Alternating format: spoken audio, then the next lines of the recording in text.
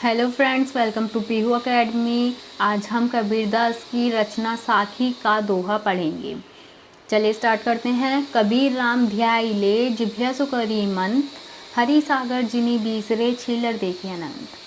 आज हम इसका संदर्भ, प्रसंग, व्याख्या और विशेषताओं को जानेंगे। तो संदर्भ कैसे लिखते हैं देखते हैं। उससे पहले अगर आपने मेरा चैनल सब्सक्राइब नहीं किया तो उसको सब्सक्राइब कर लें। संदर्भ देखते हैं।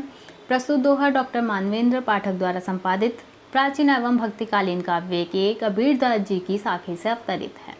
इसके रचयिता भक्तिकाल की निर्गुण धारा की ज्ञान मार्गी शाखा के प्रतिनिधि कवि कबीरदास जी हैं। पहले आप बुक का नाम लिख देंगे, प्राचीन एवं भक्तिकालीन काव्य। उसके रचयिता देखेंगे, उसके रचयिता का नाम लिखेंगे डॉक्टर मानवेंद्र पाठक। जिसका दोहा लिख रहे हैं उसका नाम लिख देंगे कबीरदास और उनकी रचना का नाम लिख देंगे साखी। तो इस तरीके से आपका संदर्भ तैयार होगा। प्रसंग देख लेते हैं। प्रसंग में क्या होता है, आपको इस दोहे की हिंदी अनुवाद करके जो मेन लाइंस होती हैं उसको लिखना होता है। तो इस दोहे में कबीरदास जी ने गुरु की महिमा को महत्व दिया है, मतलब को गुरु को सबसे ऊपर रखा है, ईश्वर से भी ऊपर। अब इसकी व्याख्या पे नज़र मारते हैं, देख लेते हैं। दोहा पढ़ते हैं। कबीर राम ध्याई ले जिभ्या सो करी मंत, हरि सागर जिनी बीसरे छीलर देखी अनंत। कबीर राम, राम को यहाँ पे क्या माना है उन्होंने? गुरु को राम कहा है उन्होंने। जिभ्या मीन्स जीभ।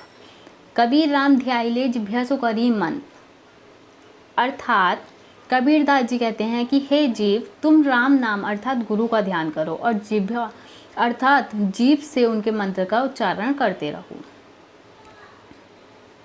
हरि सागर जिनी बीसरे छीलर देखिए अनंत, अर्थात कबीरदास जी कहते हैं कि ईश्वर महासागर में वास करते हैं, इसलिए बार बार तालाब देखने से मोक्ष की प्राप्ति में सहायता करेंगे।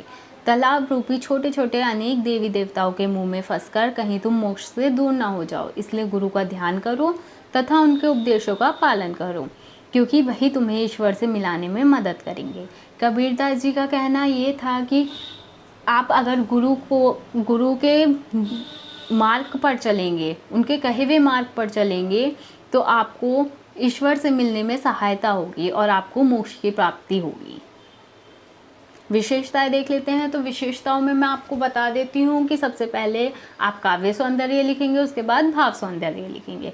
काव्य सौंदर्य में क्या होता है? रस, छंद, अलंकार, गुण, भाषा, शैली और गुण। तो रस इसमें क्या है? इस दोहे में शांत, छंद दोहा, अलंकार उपमा, गुण प्रसाद, भाषा सद्धुकड़ी।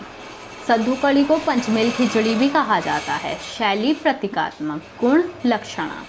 भाव सौंदर्य देखते हैं। भाव सौंदर्य में भी इसकी जो हिंदी अनुवाद किया था हमने, अर्थात व्याख्या की थी, उसकी मेन लाइंस लिख लेंगे जो इस दोहे में लिखी गई थी। तो कुछ पॉइंट्स करके लिखते हैं। पहला पॉइंट देख लेते हैं हम। कबीरदास जी ने गुरु को मनुष्य और ईश्वर के बीच डोर बताया। उन्होंने क्या कहा?